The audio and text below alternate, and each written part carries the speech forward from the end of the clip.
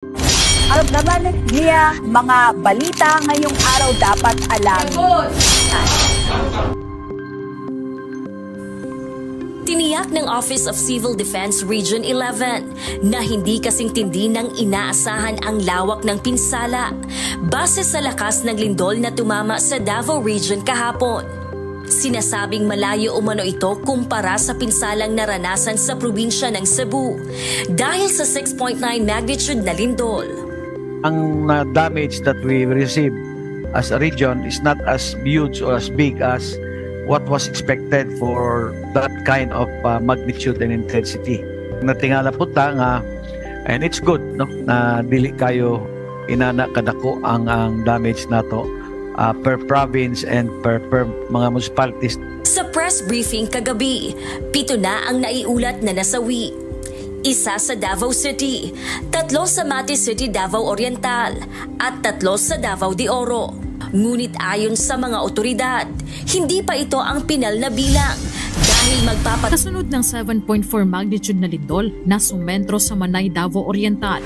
Agad nagsagawa ng aerial inspection ang Office of the Civil Defense Region 11 kahapon. Isa ang lungsod ng Tarragona sa may pinakamaraming bahay ang nagiba na hindi bababa sa 20. May mga pagguhuri ng lupa sa lugar ng Maragusan, Mongkayo at Pantukan kung saan may ilang bahagi pa ng mga kalsada ang hindi madaanan ng sasakyan. Dahil dito, hindi bababa sa 200 pamilya ang inilikas sa mga itinilagang evacuation centers sa mga probinsya.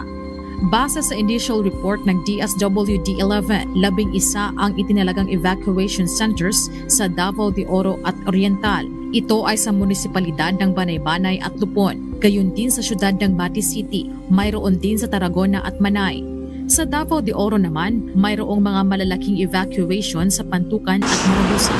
Bagaman may Niyaning ng 2 magkasunod na lindol ang Davao Oriental kahapon, una ng 7.4 magnitude noong umaga na sinundan naman ng 6.8 magnitude kinagabihan. Ayon sa direktor ng DOST, Philippine Institute of Volcanology and Seismology of DVOS, doublet earthquake ang tawag sa fenomeno na ito dahil nangyari ang trigger sa Philippine Trench na parehong earthquake generator at nangyari lamang sa maiksing pagitan ng panahon.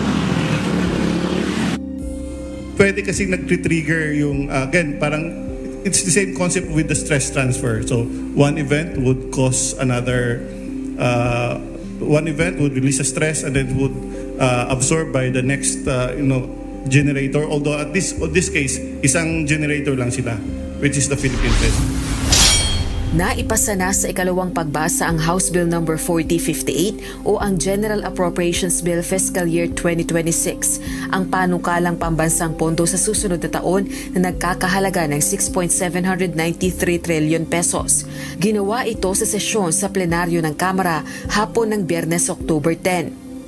Kabilang naman sa inaprobahang amyenda sa panukala ay ang inihain ni House Deputy Minority Leader at ML Party List Representative Leila de Lima na tapyasan ng proposed budget para sa tanggapan ni Vice President Sara Duterte sa susunod na taon.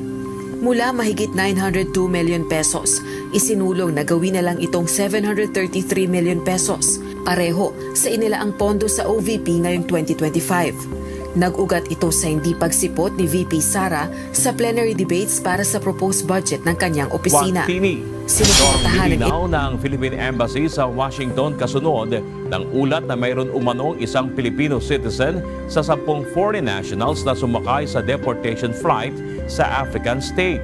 Base sa pahayag ng PH Embassy, matapos ang masusing verification sa US Immigration and Customs Enforcement o ICE, nakumpirma nila na wala tayong kababayan na pasama sa kahit anong third country deportation ng Estados Unidos ng bansa.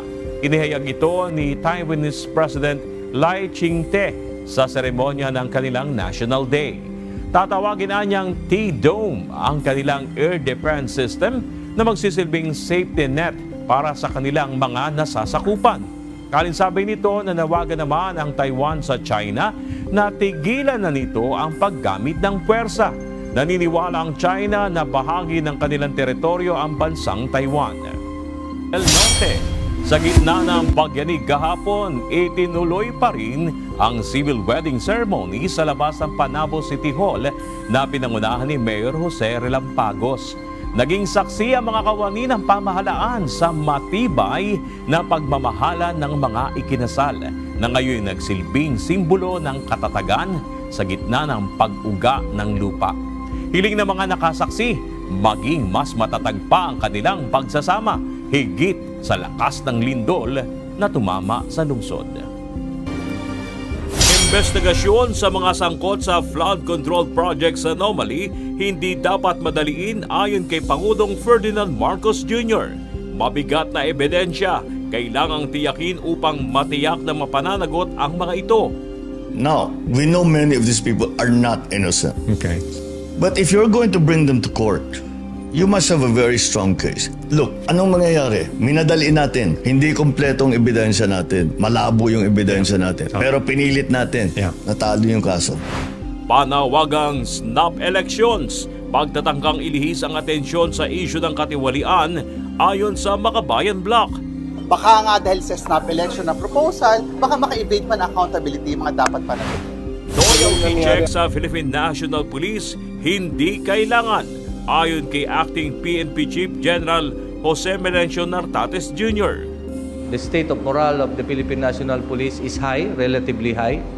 Kung ano yung nararapat, yun ang gagawin namin. No need for loyalty check. Napaulat ang paggalas ng ilang senador sa majority pinabulaanan ni Senate President Vicente Soto III. SP Soto, kumpiyansang stable ang Senado, kapwa majority at minority block sa kabila ng umano'y panibagong palit-liderato. My opinion is the Senate is stable, both majority and minority. I am very sure that the Senate is stable, and we will make sure, under my leadership, we will make sure that everything will be transparent, everything will be accountable. National Police Commission o NAPOLCOM may impormasyon na sa financier sa umano'y panggugulo sa Maynila noong September 21. Apat na leader na nanggulo sa Maynila noong September 21 rally, sinabina na ng PNP CIDG. According to Republic Act 10973, ang CIDG ay vested ng power to issue subpoena. So yun nga po, nag-issue kami ng 4 na subpoena para sa 4 na mga leaders ng mga grupo. Justice Secretary Crispin Remulla itinalaga ni Pangulong Ferdinand Marcos Jr. bilang bagong ombudsman. Full recovery ng mga lugar na apektado ng malakas na lindol sa Cebu matatagalan pa ayon sa Department of Social Welfare and Development. We're on our way, matagal pa, alam natin to sinabi ng Pangulo, we're on our way to recovery, but you'll need everybody's support, and that's why we're calling all these coordination meetings from the municipality all the way to national government. Dating House Speaker, later 1st District Representative Martin Romualdez, former Ako Bicol Party List Representative Saldico at ilang senador ipinapasailalim na ng Independent Commission for Infrastructure sa Immigration Lookout Bulletin Order.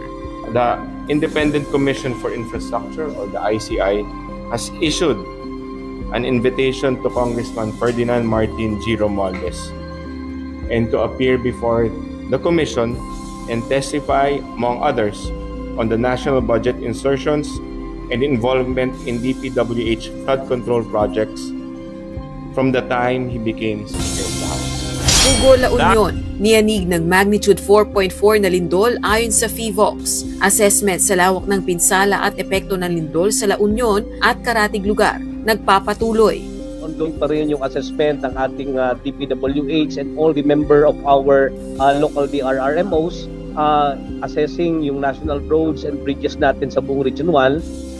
421 ghost flood control projects natukoy sa 8,000 na na-validate ng Department of Public Works and Highways ayon kay Secretary Vince Dizon. Paglilimita sa dalawa na iulat na patay ayon sa Office of the Civil Defense Region 11. Magkakasunod na lindol sa Cebu, La Union at Davao Oriental, walang kinalaman sa isa't isa ayon sa PBOX. Daang-daang aftershocks na itala na.